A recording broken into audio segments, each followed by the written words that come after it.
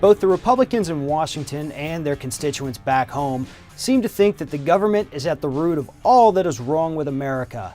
Whether it's social safety net programs or federal regulations, they've made it clear that if the government supports it, they want it gone. Joining me now to talk about the Republicans' war on our government are attorneys Howard Nations and Michael Berg.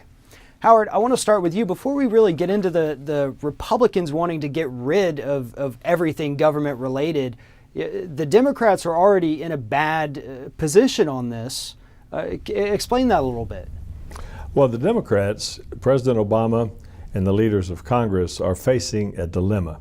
And that dilemma is whether you negotiate or don't negotiate with the far right-wing extremists in the Republican Party who are currently running the party. If they choose not to negotiate, they can have the same result they did last time. As we approach another government shutdown, then they'll bring them right up to the edge, they can let it go, and in that case, the extremists will give up, they will fold as they always do, and the Democrats will win points because they'll blame it on the Republicans. The problem with that is the American public loses because there's true damage from a government shutdown, as we saw in the last one. The other side of that is if they choose to negotiate, then they give some degree of credibility to extreme positions. The fact that you'll even talk to a Ted Cruz, that you'll even negotiate with a Ted Cruz, gives some credibility to his, or at least the perception of credibility to his position, which is totally lacking in credibility. What's actually needed is an honest debate on what role should the federal government play in the lives of Americans. If we have that debate, then the Republicans will be exposed as being the pro-corporate party, anti-citizen party that they are. Mike, one of the big issues that they're going after is, Medicare, Social Security, all of these so-called entitlement programs. Paul Ryan, one of the guys leading the charge there, and they're pushing this voucher program, which essentially is just privatization of these government services that are actually working quite well. Explain this, whole voucher thing they're trying to push. Well, the Ryan Medicare plan really is a hoax. The whole voucher plan is really to help the rich and to really injure the seniors in this country. The way it's laid out is that you'd basically get a voucher that would give you the ability to use that for health care. Really quite similar to what we're trying to do with Obamacare, but it would be for seniors. But the way it actually works out is that these seniors, who many of which live below the poverty level, would be using whatever money they would get from Social Security to pay for the health care benefits. What's crazy about this whole plan is it really doesn't fix the problem. In fact, all it really does is takes us back to the dark ages where we take our seniors and make them eat cat food or put them out on an iceberg and let them fend for themselves. This is not the America we should have, nor is the America that the Democrats should allow to happen. Right, and that's part of the biggest problem is that we've got Democrats willing to sign on for cuts to Medicare, cuts to Social Security.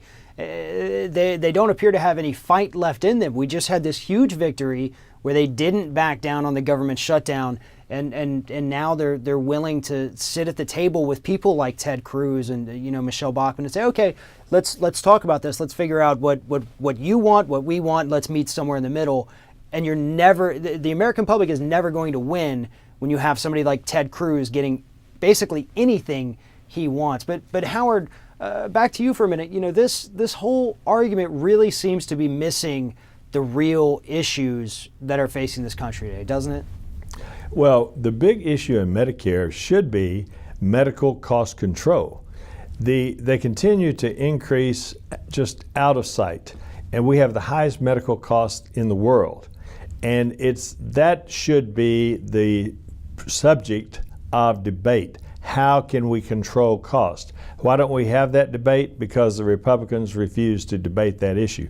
We have two separate and distinct parties here with two separate and distinct constituencies. The Democrats represent healthcare users. The Republicans represent healthcare corporations. And the healthcare users are the people who are now being hurt more and more by increased cost, and the healthcare corporations are those that are making increased profits.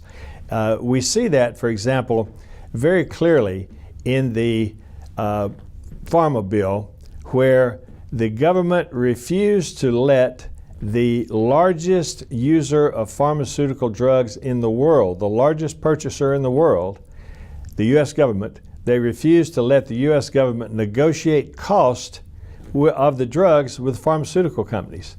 And this is only going to get worse because the CBO says that the Republican plan that Mike was talking about will actually increase healthcare costs by 40 to 50%, if you can imagine that.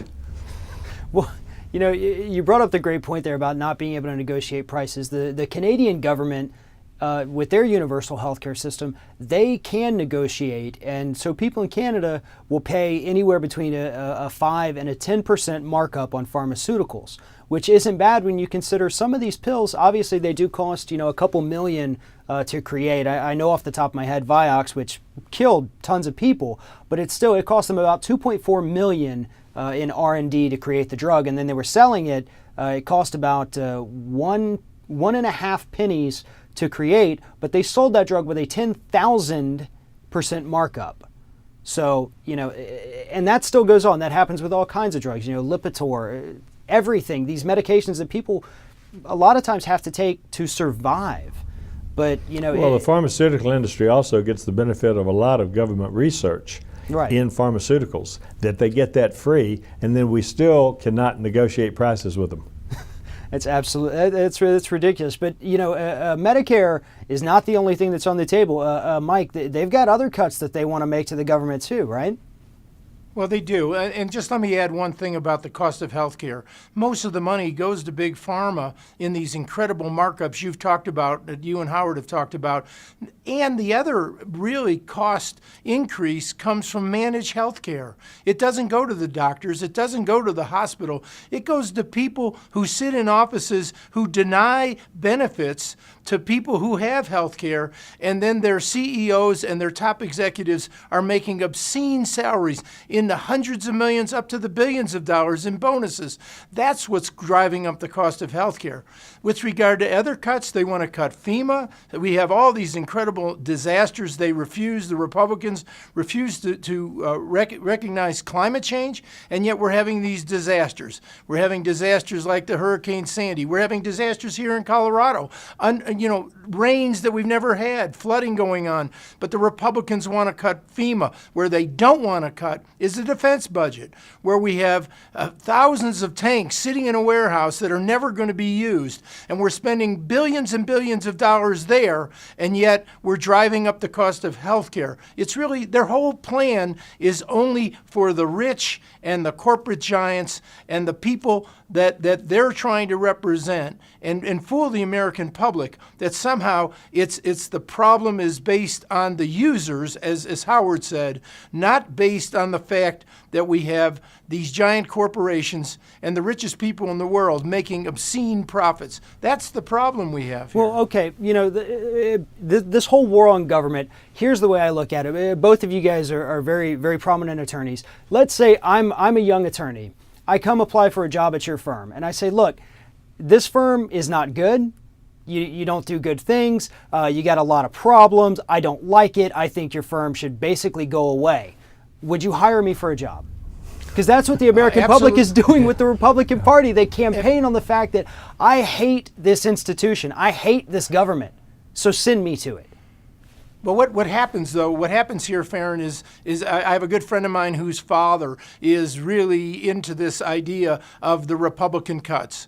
And yet that person is on Social Security. That person is on Medicare. And when you talk to them and you say, wait a second, you're getting the benefit of those government programs. You're getting that benefit. They go, but I earned it. And it's this idea, and it's nothing more than this messaging that is going through through the media and really being messaged by people like Senator Cruz, who we all agree is way out of line, Michelle Bachmann, and they're getting people to vote against their own interest. And that's what's crazy, and that's what's going on. The truth has to come out as to where the real problem is. Howard, the Democrats are not sitting by, as we talked about earlier. They're actually starting to get in on this idea that maybe we can cut back on some of these government programs, government regulations that are saving lives. I mean, there's no way to get around it. The government regulations that are in place, they save lives, they create jobs. The government programs, Medicare, Social Security, they save lives by giving people money to buy food, buy medication. But the Democrats appear to be on board with some of these. It's terrible. When you examine the actual Republican budget, you see that what they want to cut are things like flood warnings, coastal emergencies like Sandy, maybe Katrina, processing Social Security applications, local law enforcement, FBI, food assistance. All these things have broad public support. And yet, as you say, they're getting some Democratic support for this. And the Democratic support comes from just total weakness, the inability, the total lack of leadership. Can you imagine Sam Rayburn putting up with 72 Tea Party members running the House of Representatives? Can you imagine Lyndon Johnson tolerating for a minute a guy like Ted Cruz, who's been a United States Senator for, almost 10 full months now? He would crush these people. You need real leadership, and we don't have leadership in either the House or in the Senate, and unfortunately we're not getting the leadership out of the White House that we need. I think President Obama needs to take a weekend off and go read the complete biography of Lyndon Johnson if he wants to know how to run a government. Obama certainly needs to, I think he needs to take a vacation, go back, watch videos of himself speaking from 2007 and 2008 and say, you know what? That was the guy that the American people elected. That was the guy that America needed. And that is the guy that is going to fix this country. Howard Nation's Mike Berg, thank you so much for joining me.